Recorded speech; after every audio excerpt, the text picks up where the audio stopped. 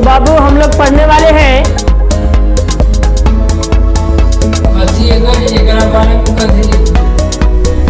साथियों, समझौता किस्तों का किया जाता है, रिश्तों का नहीं।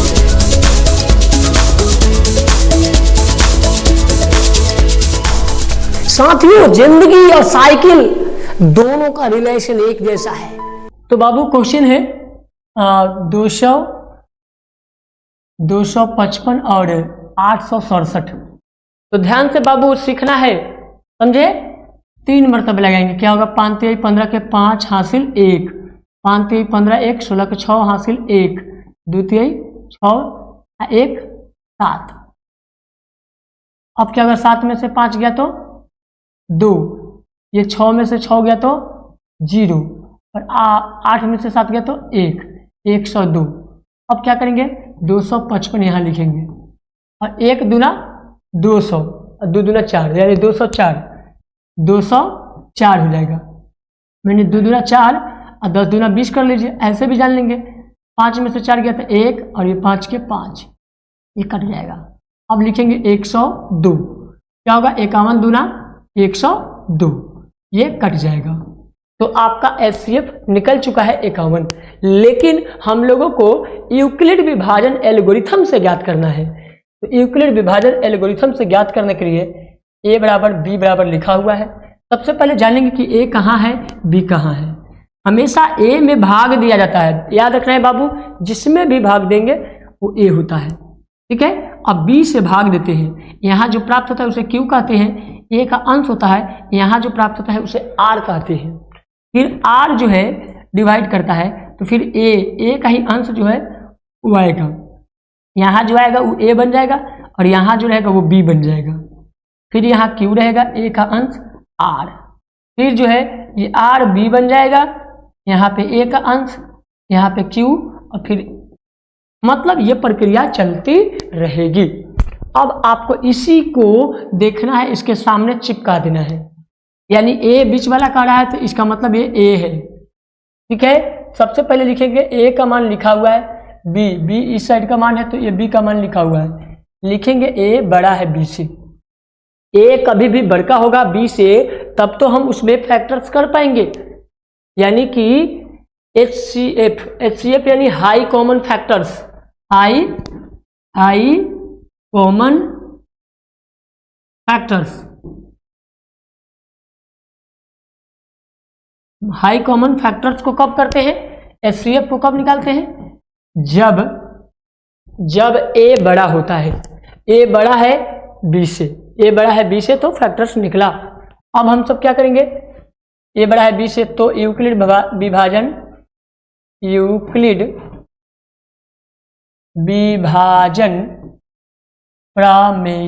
प्रमेयिका से, तो यहाँ पे यूक्लिड विभाजन प्रमेयिका लिखिए, चाहे यूक्लिड विभाजन एल्गोरिथम लिखिए, बात बराबर है।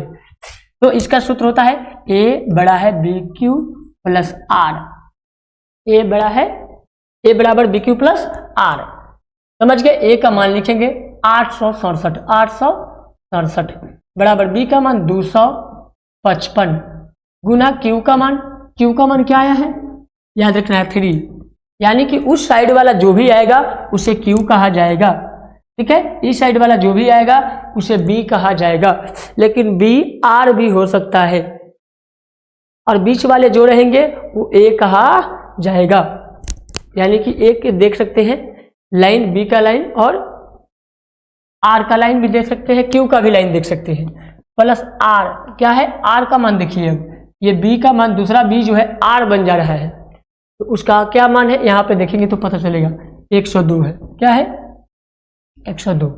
अब लिखेंगे R not equal to 0, R बराबर 0 नहीं है, यानी यहाँ पर लिखेंगे चूंकि R नॉट इक्वल टू 0 बराबर 0 नहीं है, तो लिखेंगे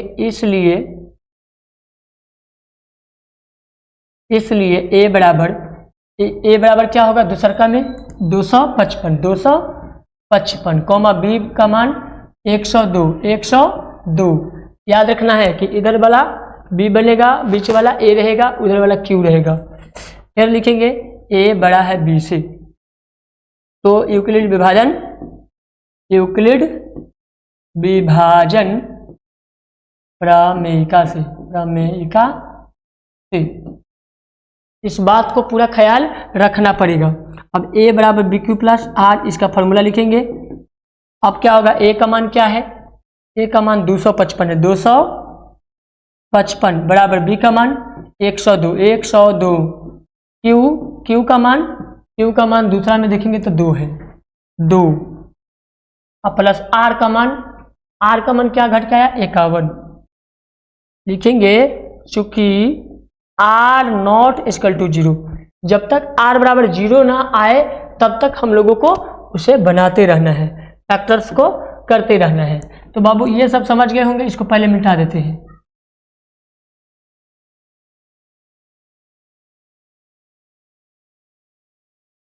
या इसको हटा ही दे। आप थोड़ा सा इसे भी घुसकाते हैं इधर, अच्छा रहेगा, आप समझ भी जाएंगे। चलिए बाबू ध्यान पूर्वक देखेंगे ताकि ज्यादा अच्छा रहेगा। अब देखते हैं इसी में r बराबर नॉट इक्वल टू 0, तो लिखेंगे a बराबर। अब जब तीसरका में जाएंगे तो a का मान क्या हो जाएगा, अब देखिए a का मान ये रहेगा 102, कॉमा b का मान क्या रहेगा 51, ये रहेगा 51। फिर लिखेंगे a बड़ा है b से, तो यूक्लिड विभाजन प्रमेयिका से a बराबर बी क्यू प्लस आर, इसका फॉर्मूला क्या होता है, a बराबर बी क्यू प्लस आर।